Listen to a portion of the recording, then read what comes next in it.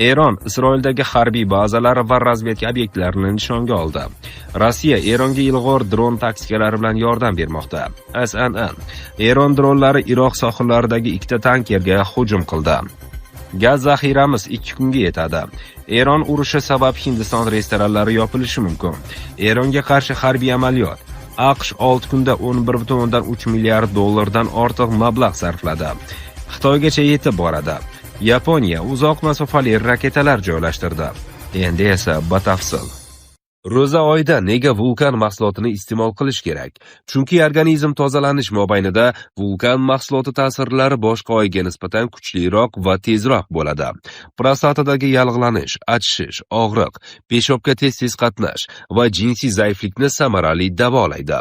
Xabarlar uz nomidan qo'ng'iroq qiling va 30% chegirmalarga ega bo'ling. Mahsulot yetkazib berish O'zbekiston bo'ylab mutlaqo bepul. Eron Isroildagi harbiy bazalari va razvedka obyektlarini nishonga oldi. Harbiylar Isroil Eronga yana bir keng ko'lamli hujumlar uyushtirilishini e'lon qilgan bir paytda Shin Bet shtab-kvartirasi va Palmachin va Ovdaviya bazalariga zarba berganini da'vo qilmoqda. Eron harbiylari AQSh Isroil urushi va Tehronning mintaqa bo'ylab qasos olish harakatlari 3-haftaga yaqinlashayotgan bir paytda Isroil harbiy bazalari va Shin Bet ichki xavfsizlik xizmatini nishonga olganini ma'lum qildi. Sionist rejimning Palmachin va Ovdaviya bazalari, shuningdek Shin Bet shtab-kvartirasi Eron Islom Respublikasi armiyasining dronlari tomonidan nishonga olindi, deyiladi harbiylar payshanba kuni davlat televideniyasi orqali e'lon qilingan bayonotda. Isroil hali Eron harbiylarining da'volariga izoh bermadi. Isroil Eronda mamlakatga qarata ko'proq raketalar uchirilganini aniqlaganini aytdi. Quddusda raketa haqida ogohlantirish signallari yangradi va Isroil harbiylari yaqinlashib kelayotgan o'qni to'xtatishga urinayotgan paytda portlashlar eshitildi. Rossiya Eronga ilg'or dron taktikalari bilan yordam bermoqda. CNN chorshanba kuni xabar berishicha, Rossiya Eronga dron taktikasi bo'yicha aniq maslahatlar bermoqda. Bu avval xabar qilinganidan ko'ra murakkabroq qo'llab-quvvatlash belgisidir. Garchi Tramp ma'muriyat rasmiylari ma'lumot almashish haqidagi da'volarni ahamiyatsiz deb hisoblashga harakat qilishgan bo'lsa ham, umumiyroq qo'llab-quvvatlash endi ko'proq tashvishga solmoqda. Jumladan Rossiya Ukrainada nishonga olish strategiyalari, dedi G'arb razvedka xodimi SNNga ismini oshkor qilmaslik sharti bilan. Amaldor Rossiyaning Eronga taktik yordami hajmini aniqlashtirishdan bosh tortdi. CNN xabari o'tgan hafta The Washington Post nashriga Rossiya Eron bilan maxfiy razvedka ma'lumotlarini, jumladan Yaqin Sharqdagi AQSh harbiy kemalari va samolyotlarining joylashuvini baham ko'rayotgani haqida ma'lumot bergan manbalardan so'ng paydo bo'ldi. Kreml bu xabarlar haqidagi savollarga javob berishdan qochdi. Ukraina prezidenti Vladimir Zelenskiy Rossiya Eron rejimini dronlar bilan qo'llab-quvvatlay boshlaganini aytib, Moskva albatta raketalar bilan yordam berishini va hatto mudofaasida ham yordam berayotganini da'vo qildi. Ukraina shuningdek Yaqin Sharqdagi mojaroning avj olishida o'zini ko'rsatishga harakat qildi va AQSh va Isroil hujumlariga javoban Eronning dron hujumlarini qaytarishga yordam berish uchun Fors ko'rfazi mamlakatlariga havo mudofaasi mutaxassislarini yubordi. Eron dronlari Iroq sohillaridagi ikkita tankerga hujum qildi. Xorijiy kompaniyalarga tegishli ikkita tanker o'qqa tutilishi ortidan yonib ketdi, deya xabar berdi Shafaq News portali. Hodisa Kuvayt bilan chegarada joylashgan strategik ahamiyatga ega Barsa porti yaqinida qayd etilgan. Taxminlarga ko'ra, kemalar AQSh bilan bog'langan bo'lishi mumkin, deya ta'kidladi jurnalistlar. Iroq rasmiylari bu ma'lumotga hozircha rasman izoh bermadi. Keyinroq kemalardan 25 nafar ekipaj a'zolari muvaffaqiyatli evakuatsiya qilingani ma'lum bo'ldi. Qutqaruvchilar portlashlardan so'ng darhol voqea joyiga yetib kelishdi.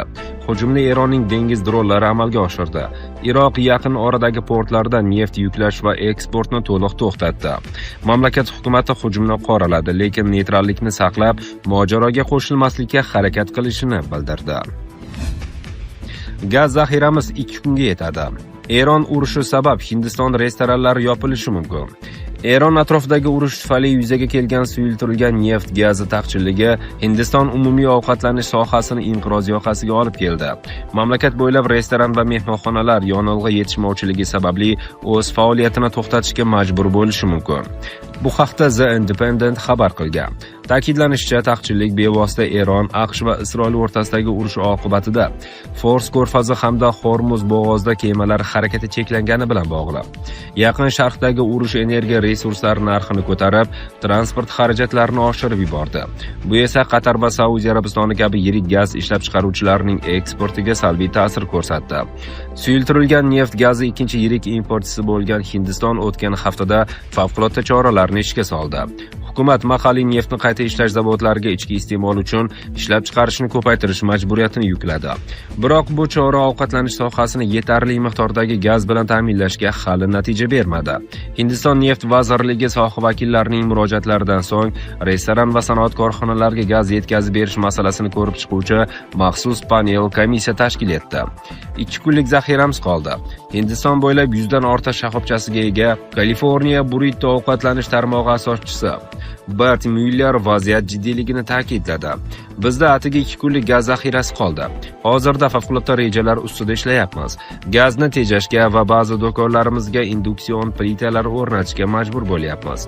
500 milliondan ortiq restoranni birlashtirgan Hindiston Milliy restoranlar assotsiatsiyasi hukumatga yo'llagan maktubida har qanday uzilish ommaviy yopilishlarga olib kelishini ma'lum qildi. Mamlakatdagi mehmonxonalar va restoranlar federatsiyasi ham rasmiylardan yordam so'ramoqda. Eronga qarshi harbiy amaliyot. AQSh 6 kunda 11,3 milliard dollardan ortiq mablag' sarfladi. AQSh Eronga qarshi harbiy amaliyotning dastlabki 6 kuni uchun 11,3 milliard dollardan ortiq mablag' sarfladi, deya xabar bermoqda The New York Times. Nashr ma'lumotlariga ko'ra, AQSh Kongressi a'zolariga taqdim etilgan hisob-kitoblar faqat ayrim asosiy harbiy xarajatlarni o'z ichiga oladi. Shu sababli kompaniyaning birinchi haftasi uchun yakuniy xarajatlar bundan ham sezilarli darajada ko'proq bo'lishi mumkin. Bunga ayrim qo'shimcha xarajatlar, xususan logistika ta'minoti, qo'shinlarni joylashtirish va boshqa harbiy operatsion sarf xarajatlarining barchasi to'liq kiritilmagan.